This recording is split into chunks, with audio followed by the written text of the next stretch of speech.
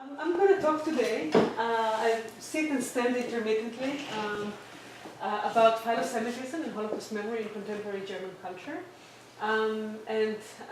It's based on work I've been doing on the question of Philosemitism in Germany, and I'm really interested to hear your thoughts about it. This is unpublished yet.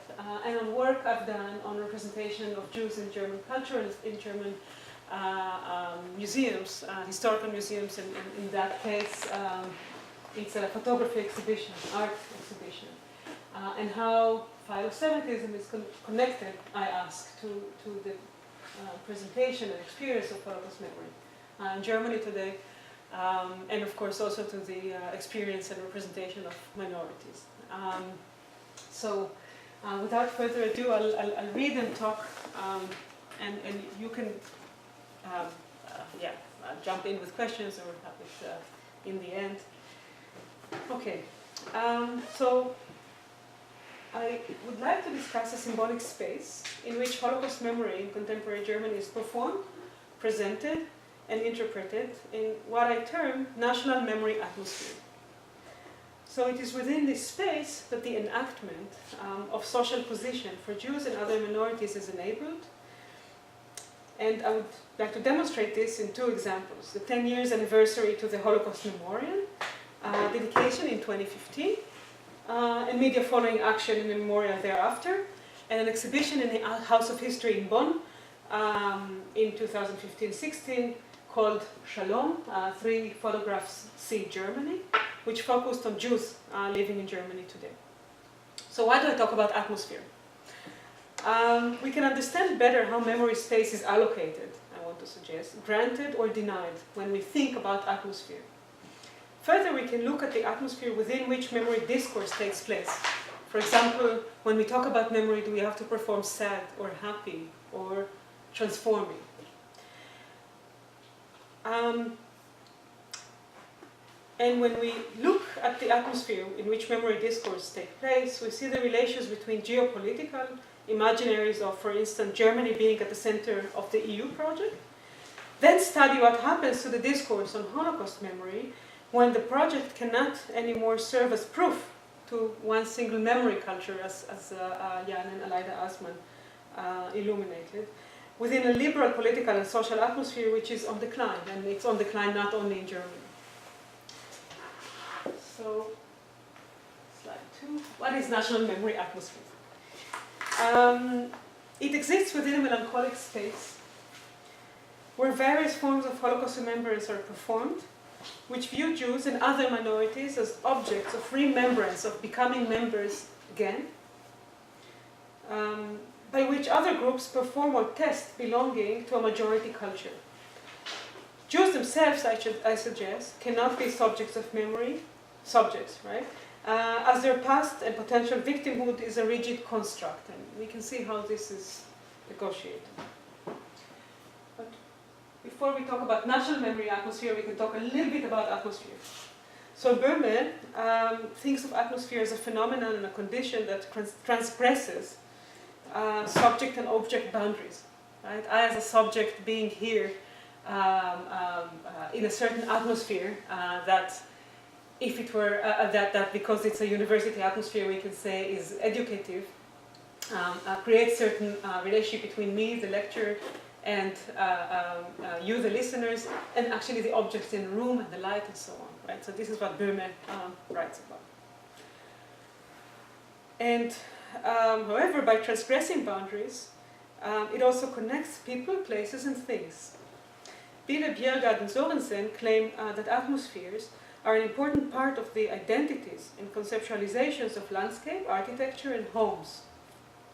I wish to stress with love that atmosphere is a space potentiality which can influence feelings. Right? It's not always enacted, right? But with certain groups and certain times, it is enacted. Now we take the page. Now, national memory atmosphere.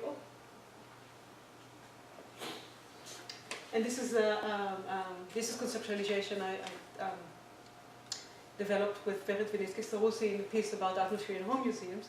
National memory atmosphere is constructed by the condensation of time and space around narrative elements, stories we tell ourselves, that are paramount in telling a historical stories or historical story that resonate with what individuals find most important in telling most important story, and around important narrative elements.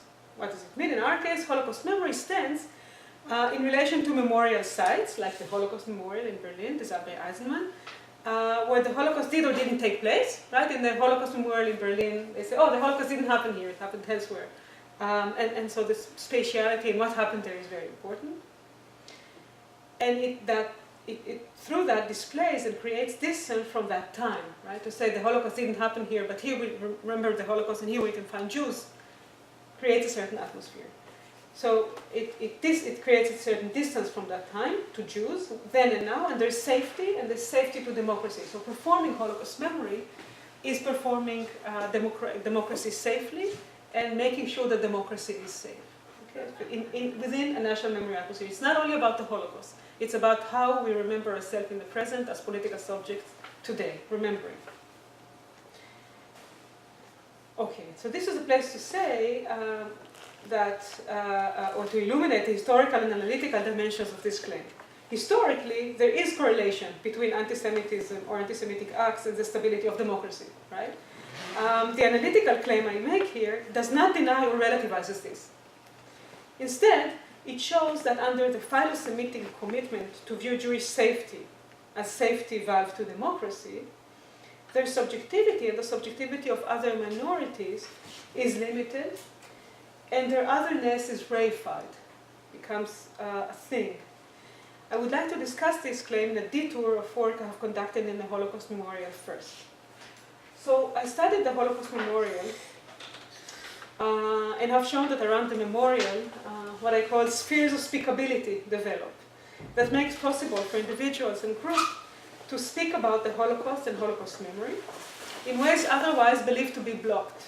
Right? People say, oh, now we can talk. I feel like memory comes to me in a certain way. And I'm not talking only about Germans, but the places visited, when I did the research, I conducted it until 2011, 60% of the visitors were German, and I did research in English, in German, and in Hebrew.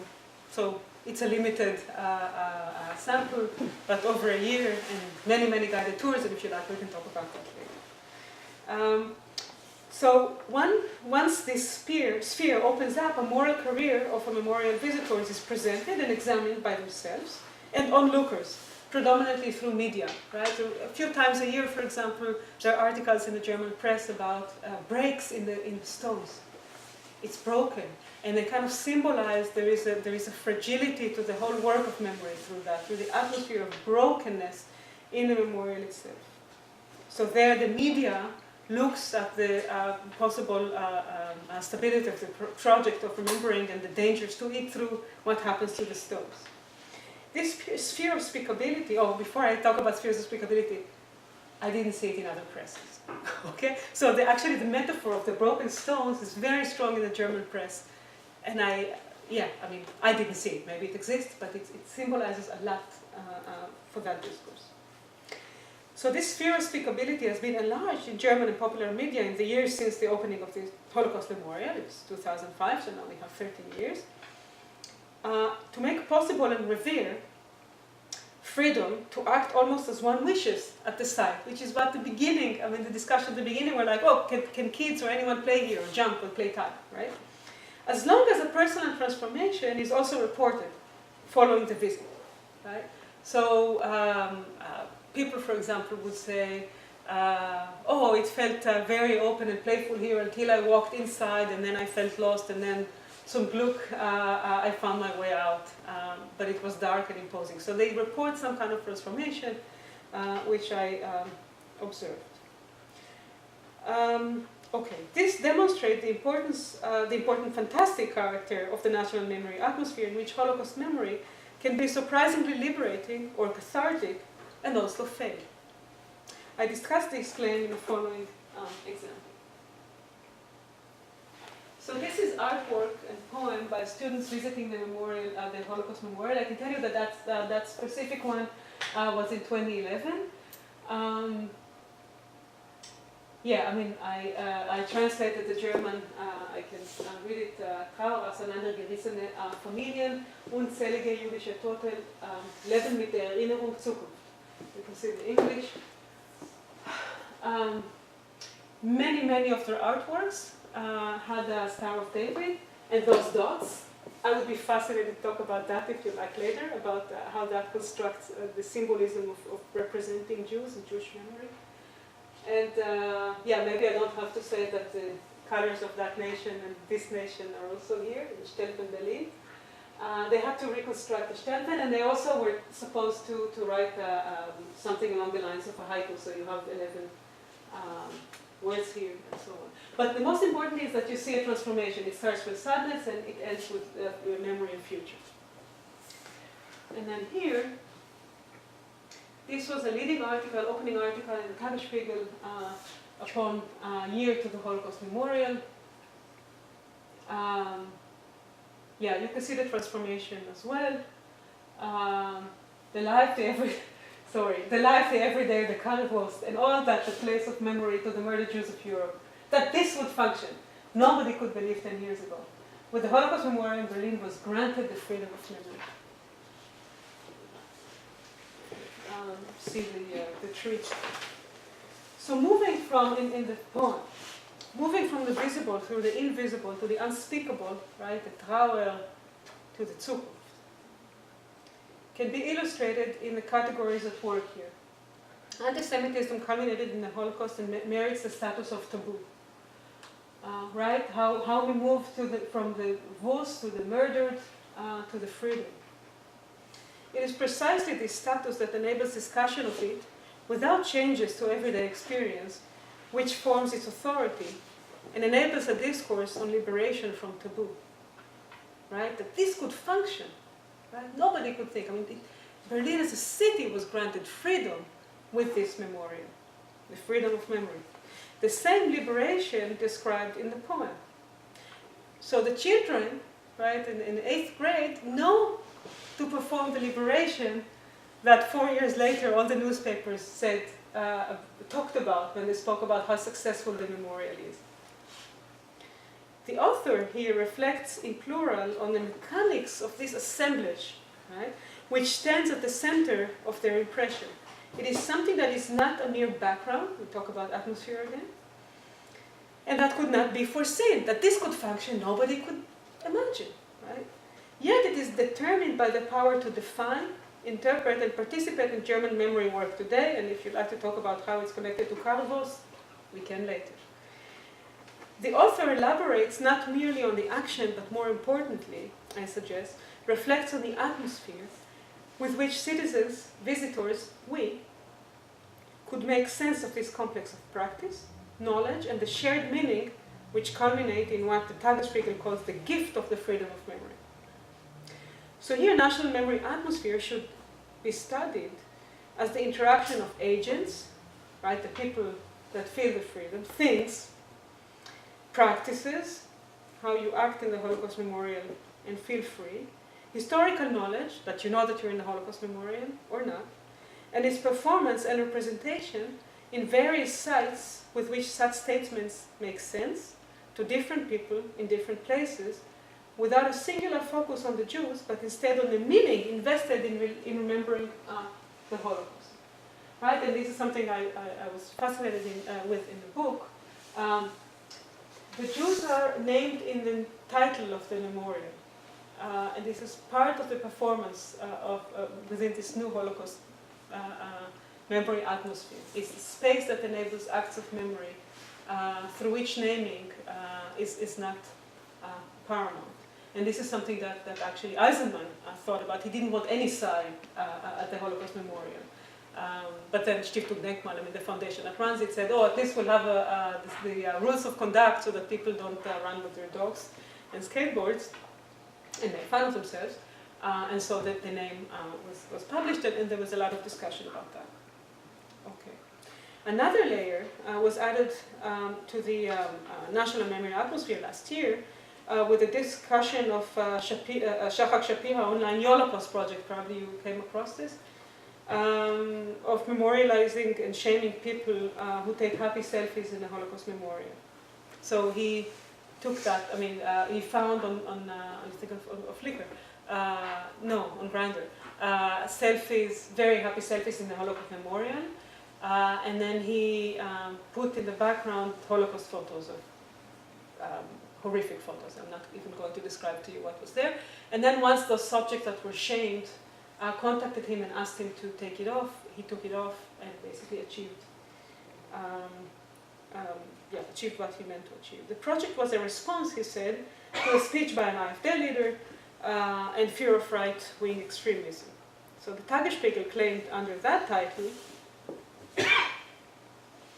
after Auschwitz comes the Holocaust. In fact, the culture of memory is undergoing a change. Last year, the presumed last Nazi process ended. The survivors who have lived through the Holocaust have died. Hitler's Mein Kampf is again a bestseller in Germany, and a ban on anti-Semitism was anti-Semitic NPD failed. So again, we see some kind of transformation here through melancholic description of actually naming events and documents that Holocaust memory is connected with. But the transformation that I'm interested here is from after Auschwitz comes the Holocaust. There is some kind of mockery connected to doing Holocaust memory. With this example, I claim that Holocaust memory is undergoing change since its atmosphere, which was time-bounded and composed of living evidence, right? The last survivors are dying. Also living evidence to victims and perpetrators within a liberal democracy that didn't let the far right to rise fade. Right? So actually this is interesting because the survivors who have lived through the Holocaust have died, and the trial, they're not simplifying this. Usually the talk is about the dying survivors. Here it's both perpetrators and survivors. We have to grant the enlarging of that space here.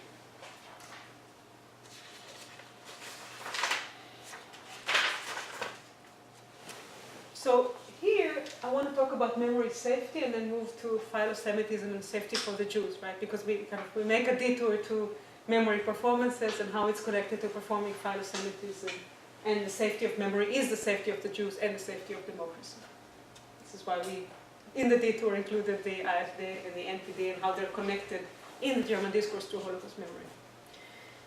So the fear of Jews feeling unsafe because of other groups that are not the German majority is exemplary in a discussion of anti-Semitism in Germany today. I here discuss philosemitism, which in Germany rests on the same claim and suggests that it's performed, that it's performed as a routine accomplishment. West and Zimmerman in the 80s spoke about gender as a routine accomplishment. I accomplish me being a woman as performed routinely in my holding myself, in my movement, and so on. Philosemitism is a routine accomplishment in the sense that you don't have to stand on ceremony to perform it. You have to, or one has to perform it in passing as part of an everyday experience of citizenship and define it very soon. Okay. So it's a routine accomplishment based on daily performance of loving Jews as others, as well as often on commonsensical xenophobia, commonsensical in Giertz's way of knowing without knowing the rules, without knowing that you know, performing them. In this sense, it works like a form of allosemitism that Zygmunt Bauman talks about. The allo is the other, and it can be in a form of hating or loving the other. And in that regard, it doesn't matter, right? And of course, Jews are part of the construction of the discourse on philosemitism and anti-Semitism in Germany. Okay, so the performance of philosemitism in Germany or in German society is constitutive part of national memory atmosphere. And since I'm a sociologist, I'm going to tell you that it rests on 3 levels. It has an institutional level, a group level, and it's stuck. Sorry, we'll get to the keepers soon. And an individual level. So on the institutional level, philosemitism, or the discussion again in the German discourse on memory, on Holocaust memory, the discussion is of inherent anti-Semitism, and it's newly introduced through old categories of Jews' hate. There was a big demonstration in 2015 about Judenhass, Jewish hate, and foreigners' hate. It is pre-modern, right? I mean, if you remember the history of talking about anti-Semitism, usually with the rise of modern anti-Semitism, one talks about anti-Semitism and not Judenhass or Jewish hate. So it's pre-modern.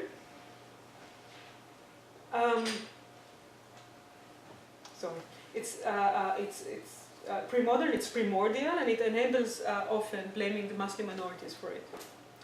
On the group level, we encounter the contingency of the movement between philo and anti-Semitism. In this section, I explore images in which Jews are depicted and marked in their religious visibility, and where relations with them are discussed.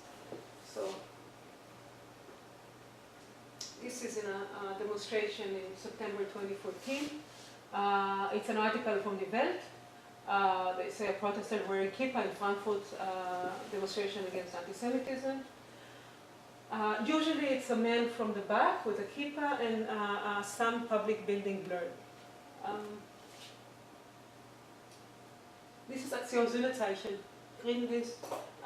We've used the same demonstration. This was the picture in their website. Under this photo, the caption was many Jews from all of Germany came to the demonstration.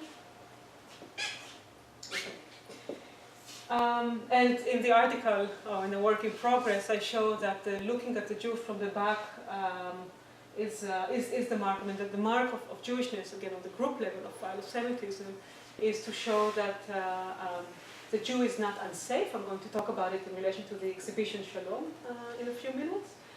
And also showing that there is a religiosity, visibility of religiosity is very important. Visibility is very important. How can we say you're Jewish? And I can give you examples of interactions I have around this. Maybe you're not Jewish. And then safety. So the safety is very important. If the Jew is out, and nobody does anything to them. And he's alone. Now, on the individual level, the most habitual is the performance of not knowing, in which individuals disclose embarrassments in regards to things Jewish, connecting the elusive category of the Jew, question commitment of minorities to democracy, and the German discourse on guilt and shame. The performance of not knowing implies a conflict between different perceptions of the past. Disclosing that one doesn't know about Jews is extended to Israel. So, for example, again, with the most liberal and open people, and I say that with utmost appreciation, I can be asked, so where can I see Jews? And then they ask, do you go to the synagogue? And I disclose here on camera. I mean, yeah, on high holidays. And then maybe a second question comes up, do you celebrate the holidays at home? And I say yes, and then an extent of religiosity is also measured. But often then it says, well, maybe you're not Jewish.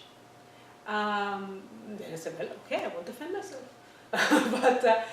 But the sense of not knowing, I'll ask you later, but I don't encounter this with people saying, oh, I want to know more about Catholics, or I want to know more about Muslims. So there is something about the elusive Jew that is performed with the Jew. You say, oh, can I know more about it? And that is extended to Israel. And of course, I mean, I'd be fascinated to hear how we should think about the not knowing and the performance of not knowing, also in relation to populism and radicalism. Because often when a minority is questioned as a group, we don't know. Well, actually, we do know, or we can ask, or we can read a book and then remember what we read. Okay, so now I'd like to talk about safety for Jews and for democracy on the institutional level. So the ambivalence around whether Jews are part of the German society and what kinds of subjects they are is crucial to our understanding of Jews as others. Jews' hate, Judenhass, is also situated in a specific spatio-temporal logic, but unlike anti-Semitism, the Jewish hate separates Muslims and Jews, right? I mean, the Semitic is someone else.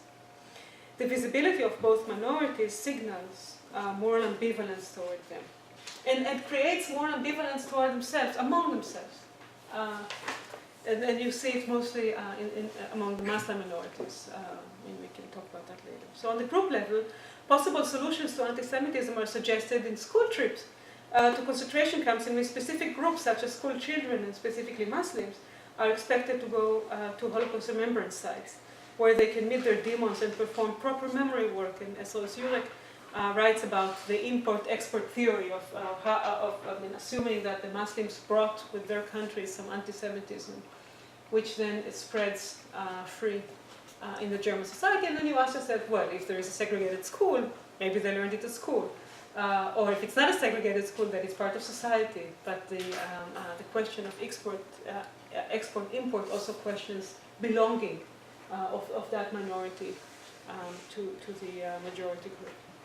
So the inability to talk openly about the Muslim problem, which exists in the press about can we say that the Muslims are anti-Semite, join the embarrassment on talking about knowing things about Jews on the individual level of performing philosemitism.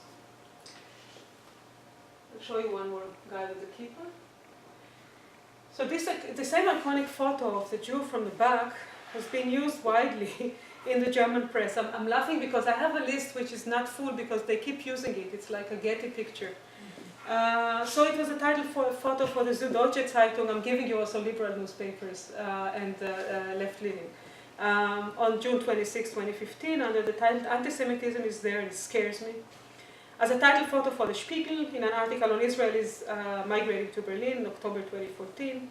In a report in the Taz, that's left-leaning on Jews in Berlin, in the Zeit, and for N24 report on anti-Semitism. So you Google, you Google anti-Semitism or Israelis in Berlin or Jews in Germany, and you get this tag. Here we see the ambivalence in its full force. Unrecognizable religious young men observing a blurred Brandenburg Tor or the state. Okay, and he is in a demonstration of a kind. Yeah. So when the Jew is looked at from the back, bearing and showing the visible mark of Judaism, he cannot perform the accomplishment of philosemitism. Only others, or Germans, can do this, since his face, his expressive behavior beyond that kippah, are not included in the frame. Importantly, this gaze, which could theoretically include him or other individuals looking on other Jewish males from the back, right? Maybe we have other Jews looking at him, confirm that this particular Jew is not in danger, as my inquiry among onlookers confirmed. I'll tell you in a second. I ask people what do they see when you see that photo from the back. So on the individual level, not knowing, individuals disclose embarrassment and curiosity in regarding to things Jewish, connecting the elusive category of Jew. One encounters, for instance, in the Berlin Jewish Museum exhibition, Everything You Ever Wanted to Know About Jews, that was in 2013, and the question commitment to democracy of others who might hate the Jews openly. So if you say something about Jews in front of the TV, that's okay. But if that happens in the open, then the Jew faces something else, or you face the Jew facing something else. The spatio-temporal regime exists within a national memory atmosphere that relegates Muslims to the Orient and the Jews to the Holocaust and Holocaust memory. Jews living in Germany experience different forms of marginalization that isn't as severe as Muslims, as exclusionary as Muslims experience. In both cases, as Dandina claims, on the post-war connection between nation, migration, and memory, Jews and Muslims can hardly neutralize the political validity of their ethno-religious origins and become equal citizens. Thus, the visible Jews makes it possible for the viewer to perform civility by reassuring that the Jew and Holocaust memory are incorporated within the German everyday, right? He's there. He's safe. We're safe. Our memory is safe. If we look at the freedom of memory trope, everything that the man in kippah from the back shows and hides, we get closer to understanding the mechanics of German civil routine accomplishment as situated in the open cityscape, containing Jews with whom Germans are barred communication, and who, as the true Germans, are endangered by Muslims. I now turn to discuss how the image of the Jew and discourse on the Holocaust are at work in a photographic exhibition of Jewish life in Germany at the Bonn House of History between August 2015 and June 2016. So the exhibition space was the space leading to the House of History in Bonn. It's a big historical exhibition, and that you leave the train station and you have this large space that often has temporary exhibitions in which Shalom, 3 photographers see Germany exhibition. So the principal motivation of curating the exhibition, the curator, Dr. Jürgen Reiche, told me in an interview, is the will to reflect on and celebrate 50 years of German-Israeli relations. 3 male photographers were invited to propose work for the exhibition. In both the permanent exhibition in the House of History in Bonn and in the temporary one, Shalom, Jews are represented. Oh, yeah, I can do it. Thank you. I see. Yeah. Jews are represented as those who are temporarily displaced within a melancholic space. It's dark. I mean, you can't see much, but I'll tell you that here we see a swastika on a museum wall. These are all photographs by Raphael Herrich, who's a photographer from Frankfurt. This is a soldier in the German army praying in the synagogue. This is actually a demonstration after the attacks in Paris. And this is the man with the child. Okay. So they're symbolized above all by the Star of David and the Kippah. I mean, I counted pictures. This is how the Jews were symbolized. 2 marks of visibility and religiosity, which migrated to the narrative of the fascination and recognition, with the recognition of Jews today. So as their temporality is displaced, and visibility bound to past or potential victimhood, looking at them means at the same time a form of lamenting and rejecting the Nazi past. Now I want to talk briefly about directed viewing.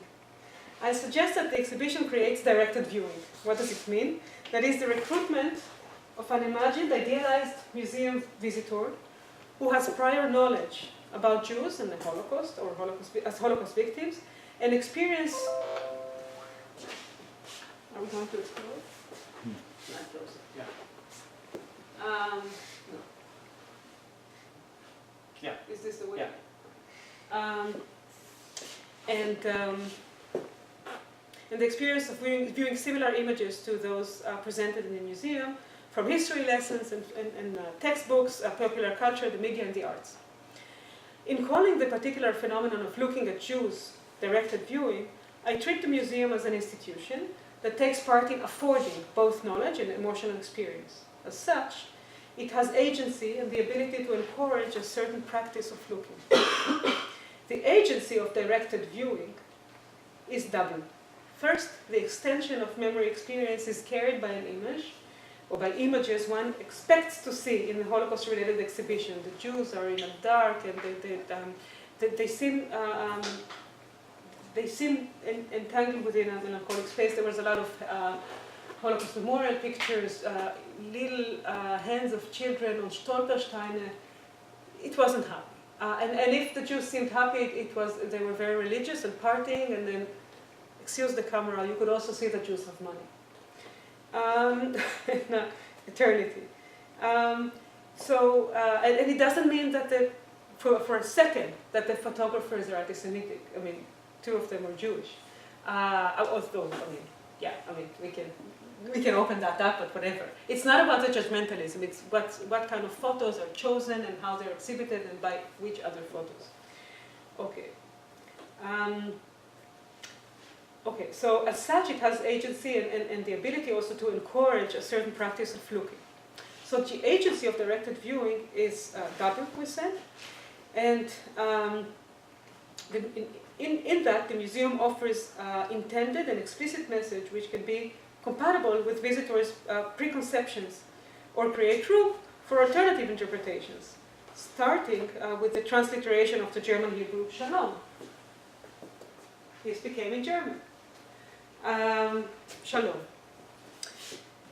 Both synagogues and the Holocaust Memorial are symbolic vehicles of Holocaust memory in German museums, as well as in the German media, and feature centrally in the exhibition. The first is a place where one can see Jews as Jews, synagogues. The other two are their memory, or is where their memory can be visited, either as in one vast site or in a dispersed fashion of the Stolpersteine, as in the permanent exhibition of the House of History in Bonn. Here in Shalom, we'll see Jews when we revisit memory. Right? Finally, the cover photo of an adult and a child seen from the back, walking a street and wearing a kippah, constitutes a specific gaze about which we should ask. Can those Jews speak and look back? Can they subvert this gaze? Say with the photos, think that do not reflect a state of melancholy and danger. Still more profoundly, I claim that this interpolation doesn't work for all subjects. Most Jews cannot identify themselves there, but Germans can identify Jews, Germany and perhaps themselves.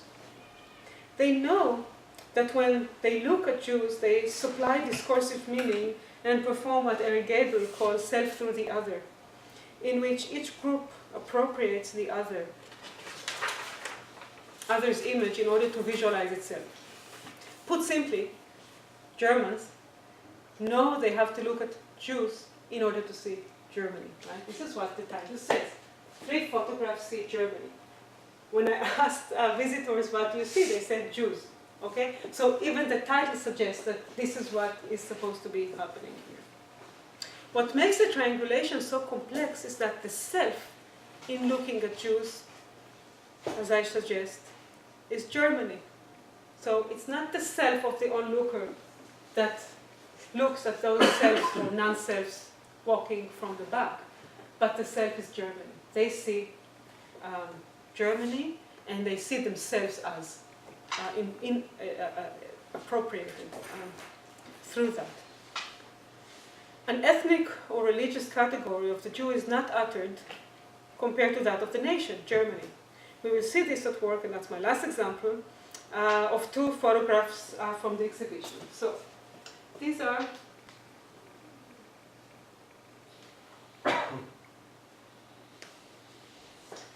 two photographs from the exhibition by Benjamin Reich, the photographer, who told me, before that, this is the only image that involves the possibility of sexual relations between Germans and Jews. This was called German-Israeli loving couple, and this was called German-Jewish couple sitting in the Holocaust Memorial in the World Cup in 2014. So Benjamin Reich, the photographer, said in an interview that this couple is his sister and her then boyfriend, who was indeed German. He asked his sister to bring fruits from Israel to serve of the 7 species to Berlin to give her German lover in a photo session they would conduct when she visits. The other photo of the same couple in the Holocaust Memorial was taken during the World Cup Championship in 2014. This time, it wasn't staged.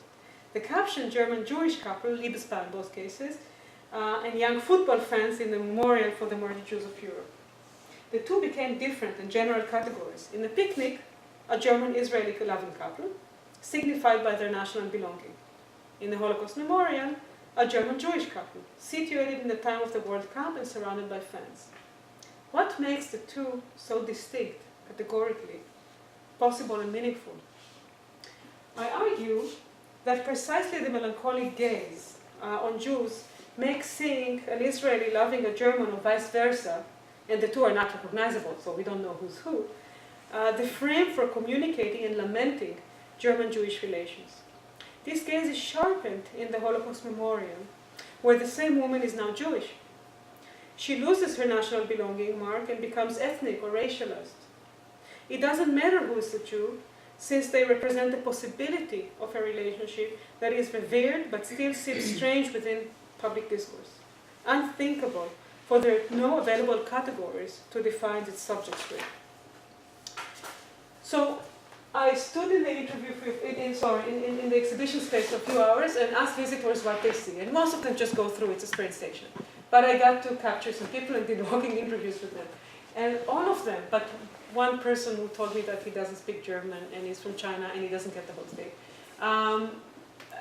said, yeah, everything's normal.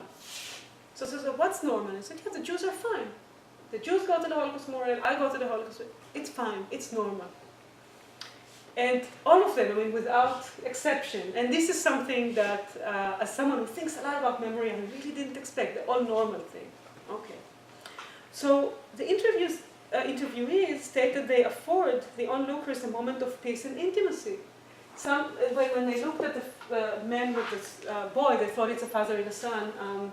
Raphael Herrlich said, no, it's state, they're not. I mean, he needed to supply that picture, or he felt needed, the need. They said, yeah, it's very peaceful. I can tell you that I heard the peaceful in the Home Museum of Goethe also. When I asked people, oh, what do you feel here? Or what do you feel? It's very peaceful. Lehrreich, it's educating. It's okay. So somehow this atmosphere gives them some, I mean, looking at the Jew being safe gives a peaceful feeling. They look at the scene and not on the objects, right? This is why it's so peaceful. Seeing them in an exhibition about Germany, our gaze participates in a normalizing labor. This is why it's all normal. Nobody shoots them. Since the look is on a scene, we see many such Jews from the back as a generalization and obstruction. I'd like to conclude. So these reflections on how Jews are portrayed in the Shalom exhibitions, focusing as it unavoidably would, given the context of the exhibition on the Holocaust Memorial among other sites, returns us to the opening consideration of the German national memory atmosphere. German memorial culture apprehends the Holocaust today, namely the post-reunification focus on achieving a single liberal European German identity has been overtaken by events and replaced with an atmosphere in which Jews specifically must be defended and German democracy is supported against threats from right-wing extremists that are emboldened by the electoral success of the AfD, and from the Turkish and other Muslim migrants who allegedly bring with them the anti-Semitism they learned from school, which of course, as I said, relates to the condition of segregation. I would like to show you two last photos of looking at people from the back. This is very recent. The perspective on Muslims is also melancholic and othering, as we can see in the following examples. This is one. See, it's interesting. It's a woman from the back. We know she's Muslim. She has a little girl. And you see three men looking at her, also blurred. So this is not a Brandwurzel. And it's almost like a Giacometti moment. I mean, each of them, they're observing her and observe each other, but we don't know who she's looking at. And yeah. The title was in the Allgemeine Zeitung von Freilichkeit, wieder mehr Angriffe auf Flüchtlinge. So we also know that she's not only Muslim, she's a refugee. And here, this is from two newspaper articles really in March. Almost 1,000 attacks on Muslims in mosques, daily 3 attacks on Muslims, and then at least 950 Islamophobic assaults reported to the police last year.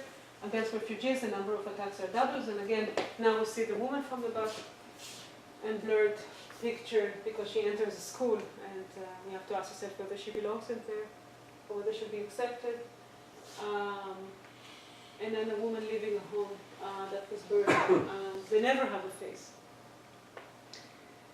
And I'll be fascinated to talk about the representation of other minorities from the back, because we know, for example, from the study of Anna Korteweg in Gucci Yudekul about the headscarf debates, that the way to represent Muslims are through the Muslim woman and the visibility of them and religiosity and so on. So the atmosphere we have seen reflects on how other minorities are barred subjecthood and leaves little room for Jewish subjects or other minorities to be understood as active, potentially controversial and diverse, intersectional participants in memory work, and deliberated and issues pertaining to their identity. The implication is that we, like the photographers for the Shalom exhibition, And like media commentators and the memorial, Holocaust Memorial, during and after the 10 years anniversary of its dedication, look at Germany precisely because, and only insofar, as we are looking at Jews. Specifically, we observe Jews who are not yet unsafe, but face imminent threats from those who would make Germany no longer a normal democratic nation. Thank you.